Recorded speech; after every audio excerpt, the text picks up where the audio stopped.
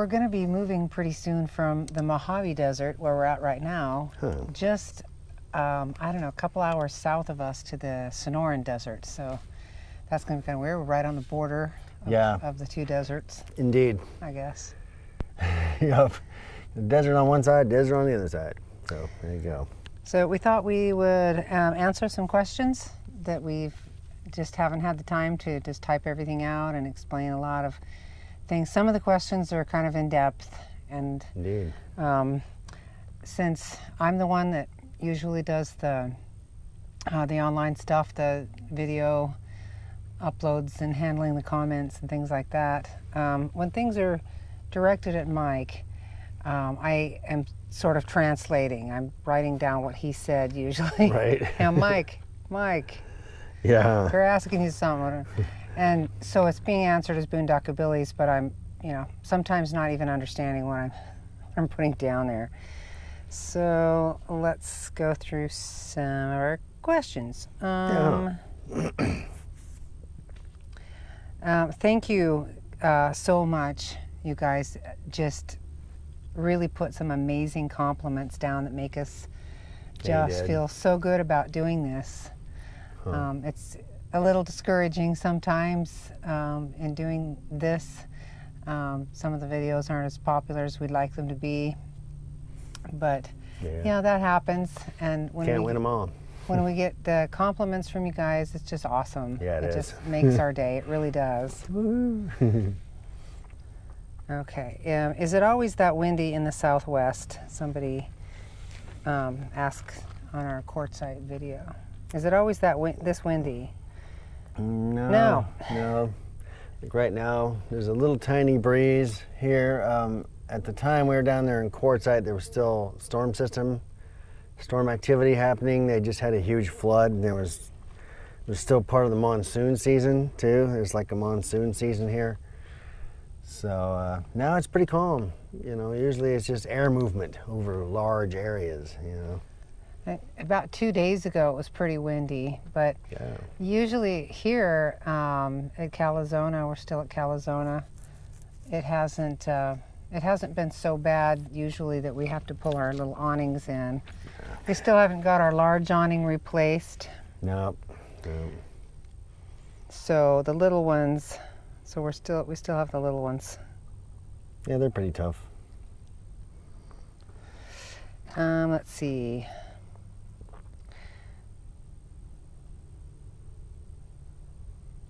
Start the rebellion. You ask a lot of questions. Let's see. I have a hard time seeing them. We get a lot of questions about whether or not we installed our solar panels and advice about installing the solar panels. And I just want to put out there that if you have someone else do it, if you have a shop do it, make sure that they are experienced in doing it and you don't just take their word for it. You look online and see if there's any reviews of them, if there's any evidence of their... Ask them to show you some pictures of their work. People, that do that all the time are going to be real proud of their designs and the way they laid it all out and everything. You take pictures of that stuff. So see if they got any of that, and be wary, because they'll just say, yeah, sure, we can do that, and they can't really. We thought that it would be just a quick and easy thing for Johnson RV in Sandy, Oregon to do our solar system, but and we asked them if they had ever done it before. We were really interested in getting someone experienced, and they assured us right to our face that they were very experienced. And we're going to put his Solar Whiz on it, he said. They said they were going to put their Solar Whiz on it, and this guy had never done it before. We found out about halfway through their installations. We went out to see. It was taking them so long. It took them about 5 months to do it. And it turned out that the fellow was not experienced at all. They put their very least experienced person on it. So a lot of the system is a little bit wonky. Mike's had to go through and fix some things, and at first we just... No disconnects at all. Right. No breakers, switches, nothing. So We had an expert go through it, Lee Braithwaite, but Yeah, at that good guy. time we didn't have any microphones, so we have a really hard time. Everyone had a hard time hearing him. Yeah, he's an older gentleman and he doesn't really speak very loudly, so yeah, it was very difficult to hear him. But his basic thing that he came up with overall, looking it all over, was that it just wasn't finished. That's all. It doesn't have the safety equipment it needs. It doesn't have the breakers or switches. You can't turn anything off. So that's the big thing right there. Basically, at the end of the whole 5 months, too, we had to get in the RV and go. Our time was up and our house was up for sale, and Yep. There was no more time. There was no more time. And so along the way, we had a few people do some other things. We had a fella come out, a mobile fella, and put in our pure sine inverter. We already had an inverter in there, but we wanted a pure sine. Well, no, they're both pure sine, but we needed a charger, an inverter charger. Oh, okay. Because, well, in Oregon, solar doesn't really charge batteries all that great in spring. And it wasn't working out very well. I thought, uh-oh, So yeah, we needed the inverter charger was the thing. So. And at that point in time, Mike was still very physically unable to do the work. It's messed up. We've since, it's since been different, but back then there was no way he could do the work. He just had begun to walk again. Yeah. And I couldn't even pick up that inverter. That thing weighs 80 pounds, so I couldn't even pick that up. So. Yeah, he was a very strong man through his welding career, but toward the end he got very weakened and couldn't walk, and the arthritis was so bad and the bone degeneration was so bad. Yeah. There was just no way. And I only mention this again. I've mentioned it in a lot of videos, but we get new subscribers all the time, and they haven't necessarily seen all of our videos. Huh. So in case you've just met us, hey. Hi. So Mike, can move around and do a lot of the work now that he couldn't do before. Much better now. But at the time, that was just how it went. The fellow that put in the second inverter charger, is that right? Yeah. Well, he didn't know what he was doing. It took him about 7 hours, and he stood out there scratching his head for hours. He could not figure out how to put that thing in there. We haven't had the best of luck with installation people and anybody that's an RV professional. We just, I don't know what it is. We just have not had the best of luck with that. No, we know how to pick them. The only thing it's done great for us, I guess, is give us something to talk about in the videos, things that had to be fixed or problems that had to be rectified, because there's been a lot of that. Yeah, there's still a few to go, but at least we know where they're at. Hey. So really super make sure that your place you're taking it, if you don't do it yourself, the place you're taking it is experienced and can prove their experience. They're not just going, yeah, we do this all the time. And buy your own parts. Don't let them buy the parts. Have them tell you what you need and you get the parts, because that's a standard thing that the shop will sometimes double the parts price. Like the converter that you guys have seen on a few videos in there that runs the 12-volt systems in the coach, because the batteries are 24-volt. Well, that converter is about $250. Well, they charged me $400 for it, just for the converter. I didn't realize what was going on. Live and learn, right? Let's see. So figure out what they're going to charge you. Look it up on Amazon or whatever, and find out what it actually costs. And don't take their word for nothing. On the same subject, Start the Rebellion really wanted a walkthrough of our wind turbine system. So if you could explain that, and then later I will stick in some pictures. Well, that wind turbine is it's a 3-phase, and it's 24 volt, and it's just 3 positive wires coming out of it. right? So 3 positives. And then that just goes down. There's a video there when we were at Blake Ranch where I'm fixing right there at the corner, those 3 wires that got tore up. Well, that's the wind turbine wires.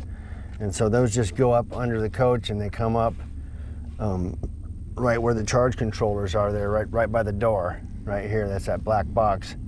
And that's the charge controller. It's also a solar and wind hybrid, so you could hook 2 solar panels to it, and then you can also hook a load to it, like a street light or any kind of a DC light like that, where it has a timer. It'll come on and turn off. It's quite a nifty little device there. I'm not using its full potential, of course, because really it'd be something like if you're going to hook up like street lights or outdoor lighting for nighttime or something to that effect. You'd have a wind turbine, you have your solar panels there, and then your batteries, and then it would just sit there and run itself. That's pretty cool. But right now I'm just using it to charge batteries, and it does that pretty well. Once you get 11, 12 miles an hour going on your wind, then it starts putting out power. And it's pretty. 3 legs of 8 volts. And so, well, anyway, I've heard him say that that's why it has to go so fast in order to make some energy. You probably already said that, huh? Well, there's another thing. I think if you hook it to a 12 volt, it will adjust. You hook it to like a 12 volt battery system, but it's hard to find. It's made in China, and there isn't a lot of literature for it, for that controller, but I believe it will adjust to a 12 volt system, and if so, then it'd start putting out power at about 6 miles an hour. So I'm going to look into testing that theory out. Just hook it up to just a 12 volt battery, kind of a dummy load, and see what it does there. So that's another video. I'm going to experiment with that. Is that it about the wind turbine? Yeah. Okay. Recycling old videos. We've had a couple of inquiries about that, why we'd be re-releasing old videos, and there's a couple of reasons for that. One, we're very busy with our sewing business, and so we're not putting out enough videos to keep up our viewership as much as we'd like, and so for that reason, and also new subscribers, as I said, haven't necessarily seen the old videos, and it just gets a lot more viewership out of those older videos if I just re-release them. Sometimes it doesn't look as good. I put a new filter on it or something like that, and the color's weird, or the font, you can't see the captions that I've put, like on the toothpaste video, right? Also, you can't see that stuff, and I tried to revert it back to the original, and it wasn't having it. So sorry about that. But it helps. It helps us. That's part of our income, and what we've noticed is that if you don't keep putting out videos, your subscribership goes down, your viewership goes down, and I feel the same way. I start to lose interest if people don't put out a lot of videos, or put out regular videos, I guess I should say. And it's hard to do that when you're also running another business, a very time-consuming business. Mike and I are both, elbows deep in clothing, fabrication, and design of women's and children's desert wear, nomad desert wear. The outfit I have on is one of our creations, and basically it's just a lot of light, airy gauze and light cotton, and nothing else. We get a lot of requests for other things. We don't make other things. We don't make heavy things. We make light, gauzy ladies' ponchos and children's ponchos. Muslin dresses that we'll be hand dyeing when we're down at Quartzsite, and fairy skirts. layered handkerchief skirts that you've seen, you can go to boondockabillies.com and see some examples of our work, our Etsy shop there. And the little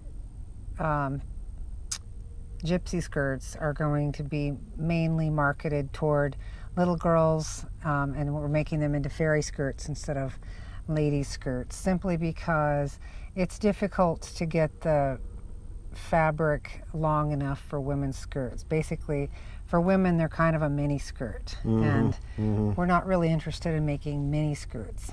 So we understand there's a lot of a lot of RVers have grandchildren, and they want to buy gifts for their grandchildren. Sure. So we're making ponchos for boys and girls, in kind of a Southwest style. Not a heavy blankety one, just a light cotton. More of a cover-up kind of thing, because it's plenty warm down here. Very warm. Yeah, all the time. Yep. So yeah, we're just not interested in making clothes that aren't modest, right? We've had a lot of requests for, you know, tiny tops and things like that, and that's just not us. We're not interested in doing that. So it was something that there's lots of people making that stuff. Yeah, you know, it was something we could both do. I have sewing under my belt as a person who's sewn before in life and taken classes and whatnot, and Mike has fabrication under his belt. He took one look at the serger machine and said, I can do this. This is very much like welding. It's a fabric welder. You can just do that, yeah. And he did, and honestly, I wouldn't be able to pull this business off without him. It really does take two of us to do it.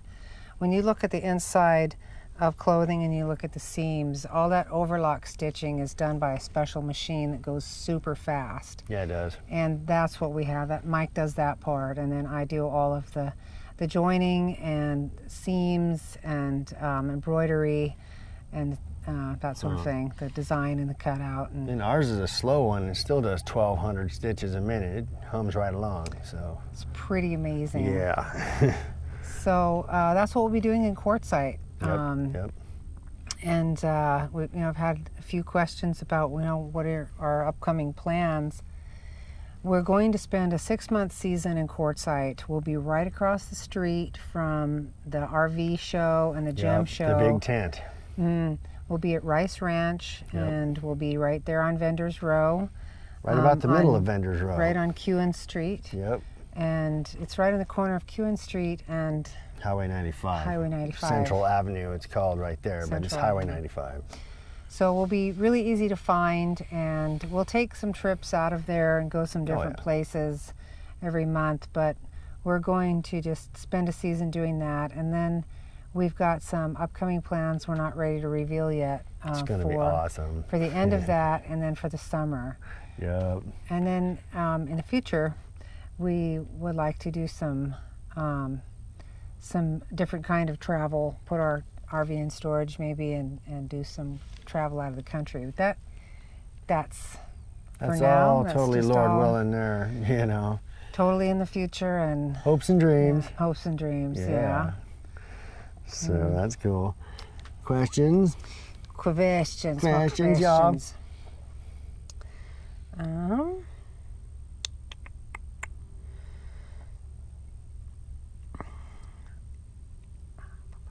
A lot of it is just really nice things people say. Oh, well, that's awesome. We get a lot of comments about old videos, and I mean old videos that we haven't recycled, just old ones from years ago, a couple years ago, and because we've only been doing this for 2 years, but it seems like to us a lifetime ago. Yeah, right. So when we get a question or advice about something from a couple of years ago, sometimes that can be a little weird for us, because you do learn. You learn in your RV, and you learn fast. Oh yeah. So adapt or perish. So I kind of tend to not answer those very much. What am I going to say? We know. Yeah, right. That would be rude. Yeah, okay, we answered that one about why the landscape looks weird, and why we're And the wind turbine, walk through that. I'm going to do a video with that too on the whole system. Show everybody where everything goes, and then all of you that are more knowledgeable than I can make comments and stuff. Give me ideas. I know this can be done better. I know it can. They didn't use a whole lot of ingenuity on this. So Okay, somebody asked if a propane fridge, which we don't have a propane fridge. no. If a propane fridge, why no propane AC? Question for Mike. Well, yeah. I don't know anything about propane, nothing. So I've never heard of a propane air conditioner, personally. I think that would be a great idea, is if you could get a little propane motor instead of the AC motor, you know, the electrical motor, and turn an air conditioner with a propane motor. Why couldn't that happen? I don't know. But our fridge is DC, and it'll run from 36 volts down to 12. So, you know, that range, 12 to 36 volts. Right now we got it running on 24. It's a very versatile little fridge, and you know, it's kind of like a Norcold. It doesn't have an internal fan for the fridge, but the freezer is just insane. I mean, it will freeze alcohol. Okay, we've had alcohol in there before, and it froze it. So. I just saw this. I saw this comment in spam and just had to read it. This is just incredible. I can't read with my bifocals don't work that well, so I'm gonna just take my glasses off to read here. Huh. This comment, it is just incredible. It's pretty long. It is John Lee Bass, and thank you for just making us feel so much better. Man, made my day. I was just like, wow. I am so sorry for all the trouble that you had, dude, but Yeah. it did make us feel a lot better about our sitch. Yeah. So this was a comment on the Honest Talk #1 Accusations from Total Strangers video when we first started RVing. And John Lee Bass says, it's a shame of the scammers. Oh, did I mention this was in our spam file for some reason? Yeah. Huh? It went straight to spam, so I didn't see it for a while. It's a shame of the scammers, even the large corporate franchise one, i.e., from my experience, good old Camping World screwing me over. I owned my RV for only 30 minutes and noticed a problem with the fuel tank gauge indicating it was empty. I was only gone from the dealer, headed home after its purchase, can't put gas in. I'm not great with mechanical issues, but I know how to put fuel in a car, so I called them. Oh, it must be the fuel pump, they said. So I go just miles down the road like a complete naive you-know-what, and try again. No avail. I said, enough. Must be faulty gauge. Changing the language just a little bit. Yeah. It's a family-friendly channel. I head back home about 165 miles from the dealer, break down in 30-degree weather, not prepared, and have my dogs with me in the dark about 11 p.m. Call emergency road service. They send mechanic. He can't figure it out. I get towed. First day owning it. Fuel pump busted. Cost $2,700 to repair. Over the course of 2 months of just owning it, stair motor fails, needs replaced, $700. Both AC units fail, needed replaced, $1,300. Generator doesn't work. I paid Camping World for a new modernized mud flap. It fell off dragging down the freeway just 4 months after they installed it. Got stuck at a campsite because the jacks would not retract. Thankfully I found, because it's usually the springs, which it was, not anything major. I had Camping World do all of their 12-point or whatever number inspection before I left. Took it to another RV dealer for upgrades, new upholstery, tech upgrades, new color a backup camera, tire pressure monitoring system, new expensive residential type toilet, stereo system, window blinds, CB, you name it. Invested over $16,000 in upgrades that I wanted. Wasn't necessary. Well, new RV mechanic finds that Camping World applied the wrong roof sealant. It failed. The LP gas tank inspection also failed, as there was a leak in the gauge when Camping World said it passed. I think I read that a little bit wrong.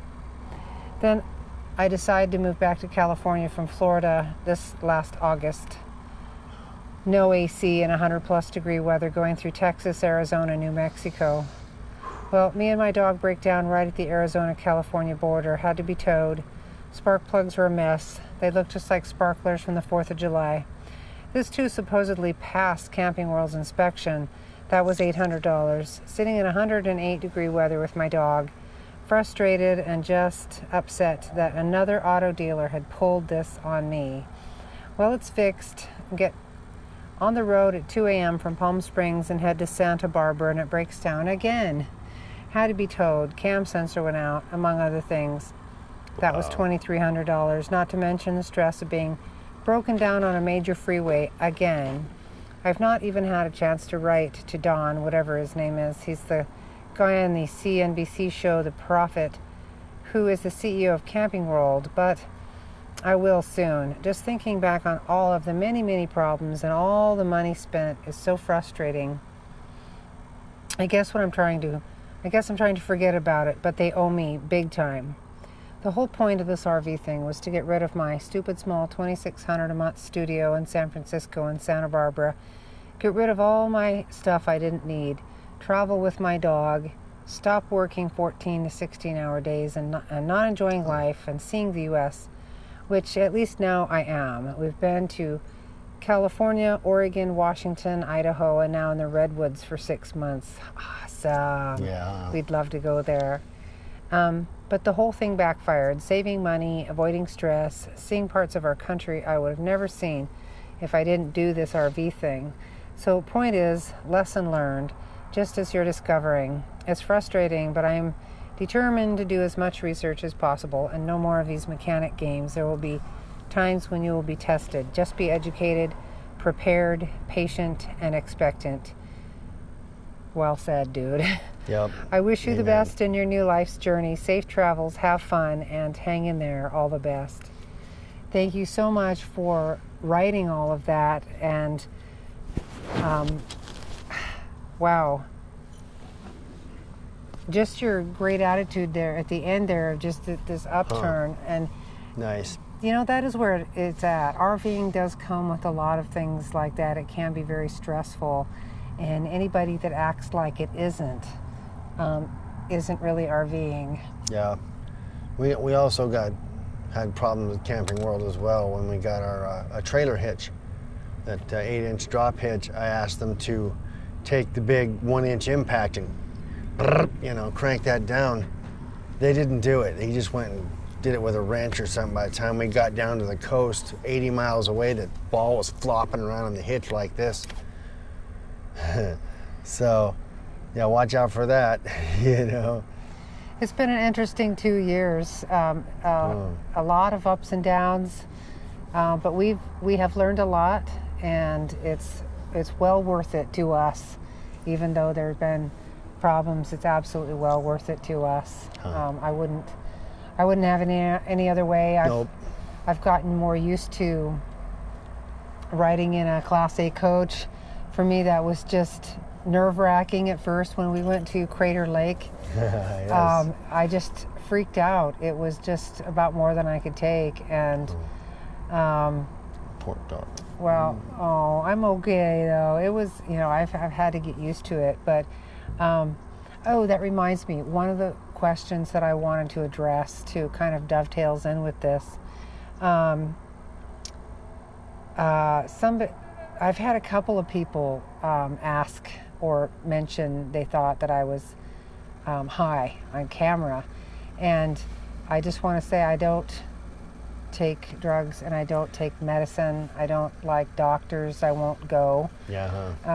I had an aneurysm when we were at the coast about the whole time that the HOA was starting to give us problems.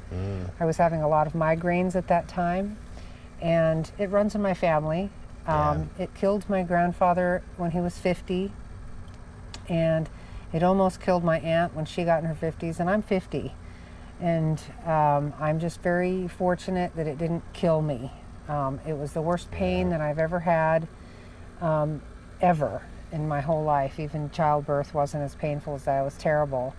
But it didn't kill me. But what it did leave me with was sometimes not being able to remember vocabulary, repeating myself, kind of meandering, rambling sometimes. Yeah. And that, you know, that can maybe seem like, you know, what is wrong with her? But that's just life. That's part of life. And that, I think, is kind of what made me so oddly, unusually afraid when we first were driving the coach up to Crater Lake. I'd never been on anything that large with just glass right there. There's no nose, and the cliffs were really steep. And I don't know what was wrong with me. I just couldn't stop. I couldn't stop being just terrified, and I was on the floor in the back just crying, and it was really hard for me because I grew up a country girl, you know, climbing trees and four-wheeling, and I've never been afraid of anything in my life. So for me, it was really weird to have this thing, and there was a couple of people who made some really nasty comments that I of course, just deleted. Yeah. But I guess that was one of the major questions that I just usually don't answer it. But it's been answered. So no, we're not high. There you go. No one's ever accused you of it, I don't think. Oh, well, whatever. Just me. And I get it, you know, I get it. And I'm just kind of, you know, not fully there anymore, but it's okay. I don't have to be. My kids are raised. I have a college education, a college degree, so I don't have to study again for the rest of my life, and I don't have to be smart for children. I don't have to be smart anymore. You're smart. I don't have to be smart. All right, well, there you go. You got more questions, definitely send them on in, and we'll do some more of this. I intend to make a video here shortly about a little bit more in depth in the whole solar system there, and wind turbine system, and how it all comes together, where it comes together, what it's wired together with. And the whole point of that would be so that any of you other brainiacs out there who know more than me can go ahead and comment and give me your ideas, and you know, we'll collaborate on things. And if any of you come down to Quartzsite, just look us up at Rice Ranch. We'll be there vending our clothing line. Yep. Somebody also said the sweetest thing, loves our channel and wants to know where to get our clothing line, just as we were filming the last segment out in the desert. Yeah. Just go to boondockabillies.com. You can order from Etsy, or better yet, just come to Quartzsite, come to Rice Ranch, right across the street from what's that place called? Tyson Wells, or the Big Tent, the big RV show that's there. It's right across Highway 95 from that. Yep. On Kuhn Street. So. Yep. Just come and look us up there and buy our stuff. We'll mention this video and you can get a deal. We'll make you look good. I mean, I have gained a lot of weight. Mike and I are currently exercising and dieting. We're walking 3 or 4 miles, depending on how good my foot feels, through the desert, and dieting. So trying to get rid of that. But the clothing that I make is designed specifically for a woman's weight fluctuations, because that happens. You know, you gain it, you lose it. You want to be able to fit your clothes and have them flatter you, you know, regardless. Yep. Regardless. All right. Done. That's a wrap. More later.